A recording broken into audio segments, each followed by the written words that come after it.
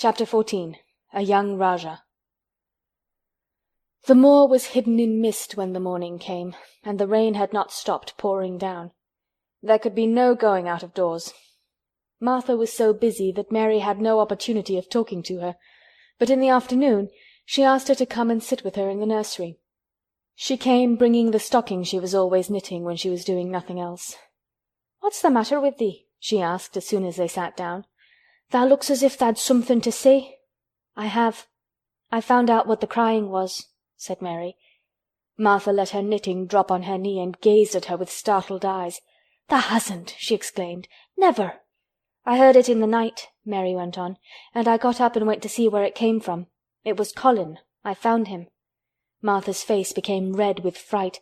"Eh, Miss Mary," she said, half crying, "thou shouldn't have done it. Thou shouldn't. Thou'll get me in trouble. I never told thee nothing about him, but thou'll get me in trouble. I shall lose my place, and what'll mother do?" "You won't lose your place," said Mary. "He was glad I came. We talked and talked, and he said he was glad I came." "Was he?" cried Martha. "Art tha sure? Thou doesn't know what he's like when anything vexes him. He's a big lad to cry like a baby, but when he's in a passion he'll fair scream just to frighten us. He knows us daren't call our souls our own." "He wasn't vexed," said Mary. "I asked him if I should go away, and he made me stay. He asked me questions, and I sat on a big footstool and talked to him about India and about the robin and gardens. He wouldn't let me go. He let me see his mother's picture. Before I left him I sang him to sleep." Martha fairly gasped with amazement. "I can scarcely believe thee," she protested. "It's as if tha'd walked straight into a lion's den. If he'd been like he is most times, he'd have throwed himself into one of his tantrums and roused the house. He won't let strangers look at him." "He let me look at him. I looked at him all the time, and he looked at me. We stared," said Mary. "I don't know what to do," cried agitated Martha. "If Mrs. Medlock finds out, she'll think I broke orders and told thee, and I shall be packed back to mother." "He is not going to tell Mrs. Medlock anything about it yet. It's to be a sort of secret just at first," said Mary firmly. "And he says everybody is obliged to do as he pleases." "Aye, that's true enough, the bad lad," sighed Martha, wiping her forehead with her apron. "He says Mrs. Medlock must, and he wants me to come and talk to him every day. And you are to tell me when he wants me." "Me?" said Martha. "I shall lose my place, I shall for sure." "You can't if you're doing what he wants you to do, and everybody is ordered to obey him," Mary argued. "Does that mean to say," cried Martha with wide-open eyes, "that he was nice to thee?" "I think he almost liked me," Mary answered. "Then thou must have bewitched him," decided Martha, drawing a long breath. "Do you mean magic?" inquired Mary. "I've heard about magic in India, but I can't make it. I just went into his room, and I was so surprised to see him I stood and stared. And then he turned round and stared at me. And he thought I was a ghost or a dream, and I thought perhaps he was. And it was so queer being there alone together in the middle of the night and not knowing each other. And we began to ask each other questions, and then I asked him if I must go away, and he said I must not." "The world's coming to an end," gasped Martha. "What is the matter with him?" asked Mary. "Nobody knows for sure and certain," said Martha. "Mester Craven went off his head like when he was born. The doctor said he'd have to be put in asylum. It was because Mrs. Craven died, like I told you. He wouldn't set eyes on the baby. He just raved and said it'd be another hunchback like him and it had better die." "Is Colin a hunchback?" Mary asked. "He didn't look like one." "He isn't yet," said Martha. "But he began all wrong. Mother said that there was enough trouble and raging in the house to set any child wrong. They was afraid his back was weak, and they've always been taking care of it, keeping him lying down and not letting him walk. Once they made him wear a brace, but he fretted so he was downright ill. Then a big doctor came to see him and made them take it off. He talked to t'other doctor quite rough, in a polite way. He said there'd been too much medicine and too much letting him have his own way." "I think he's a very spoiled boy," said Mary. "He's the worst young nowt as ever was," said Martha. "I won't say as he hasn't been ill a good bit. He's had coughs and colds that's nearly killed him 2 or 3 times. Once he had rheumatic fever, and once he had typhoid. Mrs. Medlock did get a fright then. He'd been out of his head, and she was talking to the nurse, thinking he didn't know nothing, and she said, 'He'll die this time sure enough, and best thing for him and for everybody.' And she looked at him, and there he was with his big eyes open, staring at her as sensible as she was herself. She didn't know what happened, but he just stared at her and says, 'You give me some water and stop talking.'" "Do you think he will die?" asked Mary. "Mother says there's no reason why any child should live that gets no fresh air and doesn't do nothing but lie on his back and read picture books and take medicine. He's weak and hates the trouble of being taken out of doors, and he gets cold so easy he says it makes him ill." Mary sat and looked at the fire. "I wonder," she said slowly, "if it would not do him good to go out into a garden and watch things growing. It did me good." "One of the worst fits he ever had," said Martha, "was one time they took him out where the roses is by the fountain. He'd been reading in a paper about people getting something he called rose cold, and he began to sneeze and said he'd got it, and then a new gardener as didn't know the rules passed by and looked at him curious.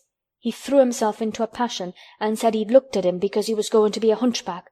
He cried himself into a fever and was ill all night." "If he ever gets angry at me, I'll never go and see him again," said Mary.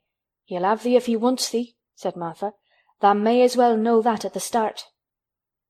Very soon afterward a bell rang, and she rolled up her knitting. "I dare say the nurse wants me to stay with him a bit," she said. "I hope he's in a good temper."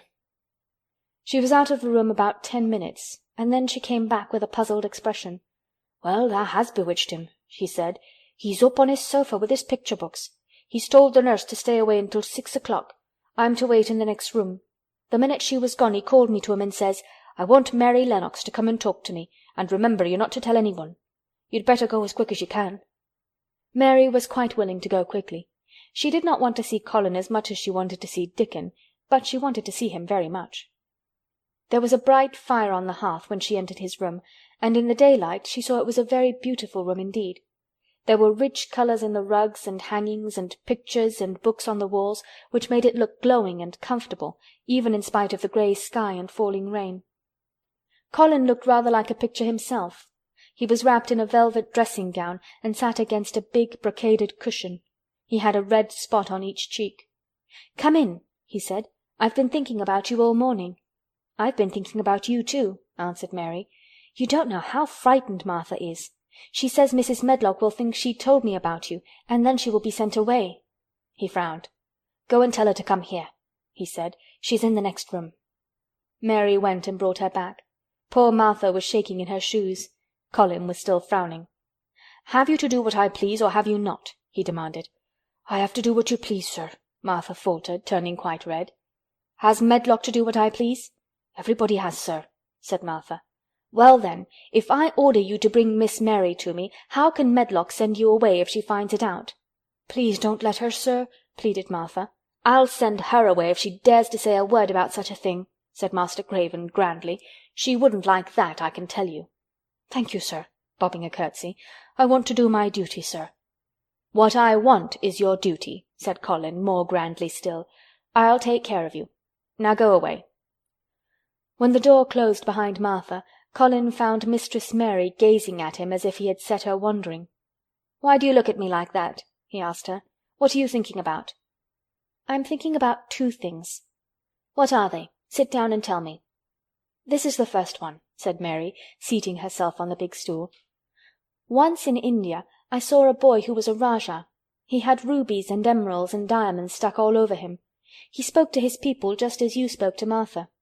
Everybody had to do everything he told them, in a minute. I think they would have been killed if they hadn't."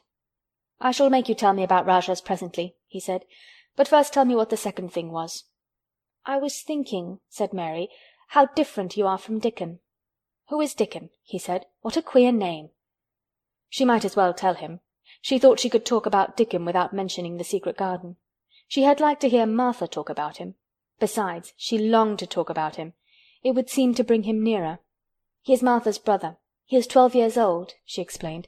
"He is not like anyone else in the world. He can charm foxes and squirrels and birds, just as the natives in India charm snakes. He plays a very soft tune on a pipe, and they come and listen." There were some big books on a table at his side, and he dragged one suddenly toward him. "There is a picture of a snake charmer in this," he exclaimed. "Come and look at it." The book was a beautiful one with superb colored illustrations, and he turned to one of them. "Can he do that?" he asked eagerly. "He played on his pipe and they listened," Mary explained. "But he doesn't call it magic. He says it's because he lives on the moor so much and he knows their ways. He says he feels sometimes as if he was a bird or a rabbit himself, he likes them so." I think he asked the robin questions. It seemed as if they talked to each other in soft chirps.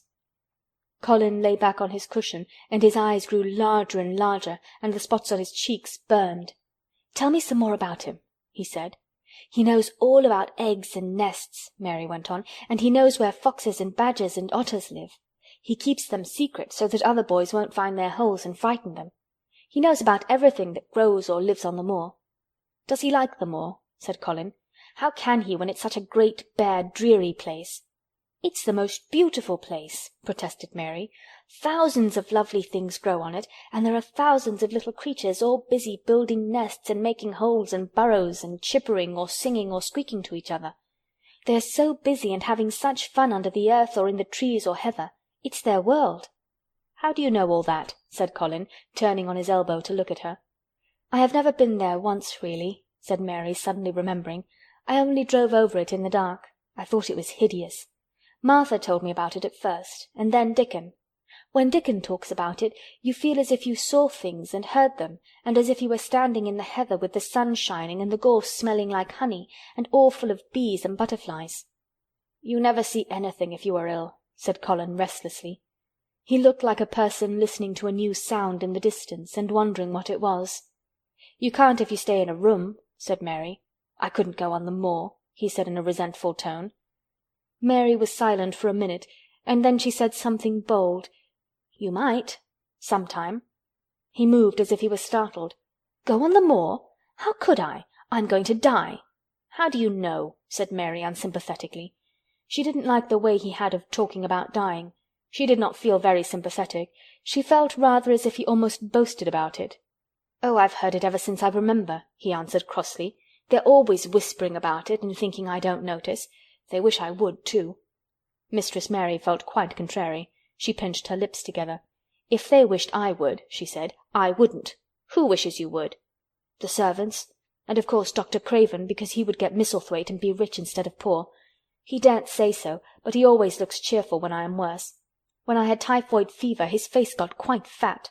I think my father wishes it too." "I don't believe he does," said Mary quite obstinately. That made Colin turn and look at her again. "Don't you?" he said. And then he lay back on his cushion and was still, as if he were thinking, and there was quite a long silence. Perhaps they were both of them thinking strange things children do not usually think. "I like the grand doctor from London because he made them take the iron thing off," said Mary at last. "Did he say you were going to die?" "No." "What did he say?" "He didn't whisper," Colin answered. "Perhaps he knew I hated whispering. I heard him say one thing quite aloud. He said, 'The lad might live if he would make up his mind to it. Put him in the humour.' It sounded as if he was in a temper." "I'll tell you who would put you in the humour, perhaps," said Mary, reflecting. She felt as if she would like this thing to be settled one way or the other. "I believe Dickon would. He's always talking about live things. He never talks about dead things or things that are ill. He's always looking up in the sky to watch birds flying, or looking down at the earth to see something growing. He has such round blue eyes, and they're so wide open with looking about, and he laughs such a big laugh with his wide mouth, and his cheeks are as red as cherries." She pulled her stool nearer to the sofa, and her expression quite changed at the remembrance of the wide curving mouth and wide open eyes. "See here," she said, "don't let us talk about dying. I don't like it. Let us talk about living. Let us talk about Dickon, and then we will look at your pictures." It was the best thing she could have said.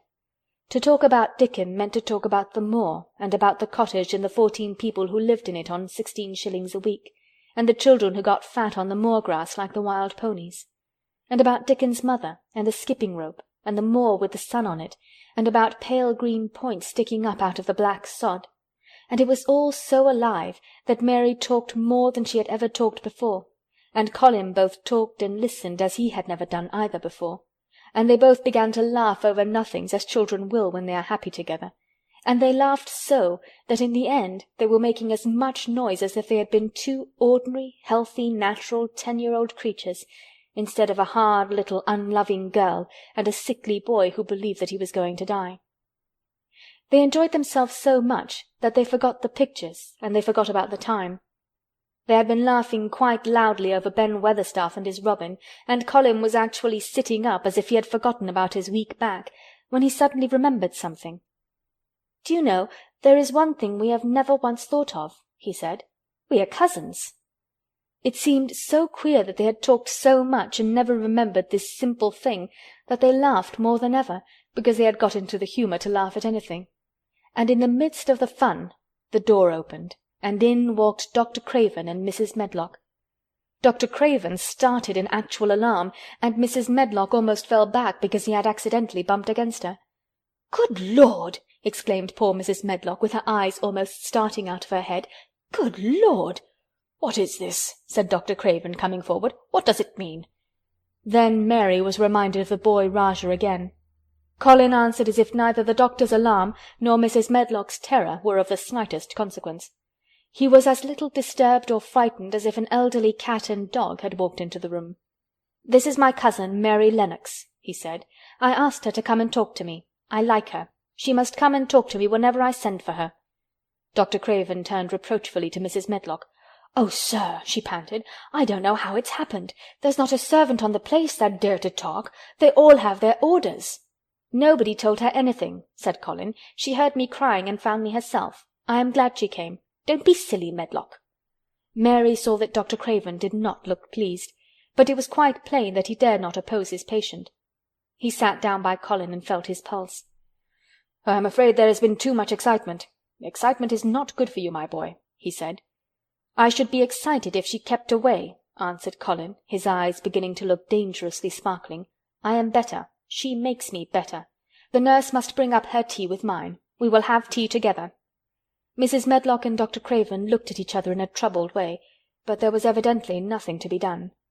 "He does look rather better, sir," ventured Mrs. Medlock, "but," thinking the matter over, "he looked better this morning before she came into the room." "She came into the room last night. She stayed with me a long time. She sang a Hindustani song to me and it made me go to sleep," said Colin. "I was better when I wakened up. I wanted my breakfast. I want my tea now. Tell nurse, Mrs. Medlock." Dr. Craven did not stay very long. He talked to the nurse for a few minutes when she came into the room, and said a few words of warning to Colin. He must not talk too much. He must not forget that he was ill. He must not forget that he was very easily tired. Mary thought that there seemed to be a number of uncomfortable things he was not to forget. Colin looked fretful and kept his strange black-lashed eyes fixed on Dr. Craven's face. "I want to forget it," he said at last. "She makes me forget it. That is why I want her." Dr. Craven did not look happy when he left the room. He gave a puzzled glance at the little girl sitting on the large footstool. She had become a stiff, silent child again as soon as he entered, and he could not see what the attraction was. The boy actually did look brighter, however, and he sighed rather heavily as he went down the corridor. "They're always wanting me to eat things when I don't want to," said Colin as the nurse brought in the tea and put it on the table by the sofa. "Now if you'll eat, I will. Those muffins look so nice and hot. Tell me about Rajahs." End of chapter 14.